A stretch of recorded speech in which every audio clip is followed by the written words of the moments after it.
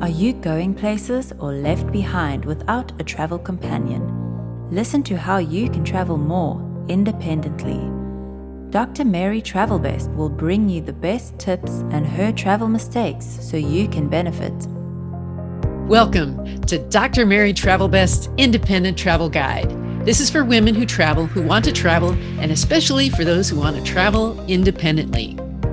Today's episode is Sioux Falls, South Dakota. The FAQ is about how to deal with loneliness when you're solo. And as I said, we're going to be going to Sioux Falls. The lesson learned is getting wet. And my travel tip is on wearing a fanny pack. The FAQ, when I'm lonely, what should I do on the road?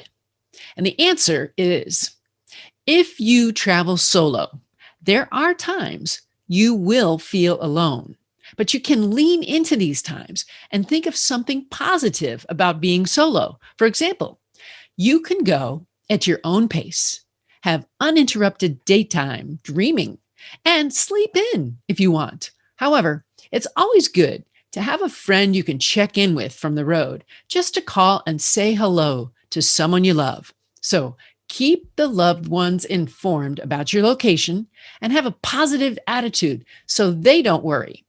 Especially during COVID-19, it's hard to meet people when you're on the road. One place you may be able to have a conversation is your local grocery store. People there are all shopping, so consider asking a question about a food item to break the ice. So now for today's independent destination, Sioux Falls. It's a city in South Dakota. Here's my story about visiting Sioux Falls during COVID. I found an Airbnb in an old house in a historic district. Many rooms and even side rooms were there for dressing rooms. I had 2 rooms and a private bath since there were no other guests booked, and I paid $47, including all fees, probably about $37 original price. So I met this very fine woman who owned the house. She had 5 children. She was twice divorced, but in this old, charming, slightly needs repair building, it was very well loved. And her outdoors was beautiful with bird baths in the front and back and a relaxing garden. I ate on her patio some farm fresh eggs and had tea and toast. So what can you do in Sioux Falls? Well, there's a downtown sculpture walk. It was a perfect thing to do in the early morning. I stopped in some retail stores like Duluth Trading. I read a book on how they built the brand. And I saw a lot of nice other downtown stores, lots of old brick buildings. Plenty of traffic I saw on the sidewalk, which is healthy for that economy. I also took a drive to the Great Plains Zoo. It's about 10 minutes away. And even though the temperatures were in the 90s and felt like 100, I was able to use my umbrella for shade, which helps out. It was a typical zoo, and most was open to see, and I saw lots of families around there. Now, what was really fun was the Big Sioux River. It tumbles over a series of rock faces into Falls Park.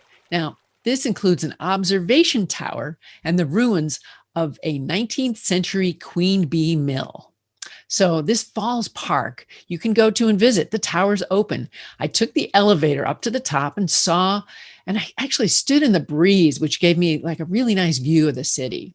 Then I walked down the stairs, saw the waterfalls. It was really a natural, visually stimulating place, all free.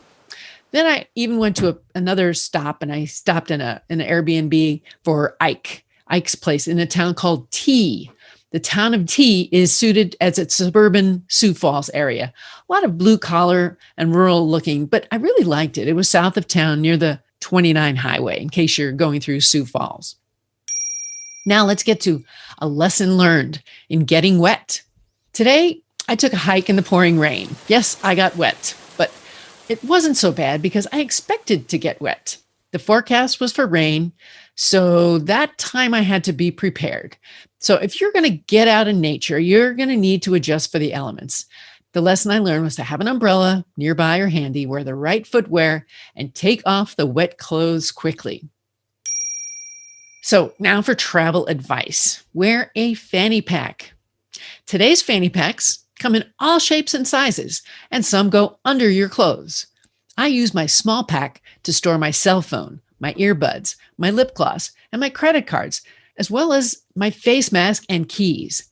My clothes don't have enough pockets to carry all this, so a fanny pack helps me stay organized and save time too.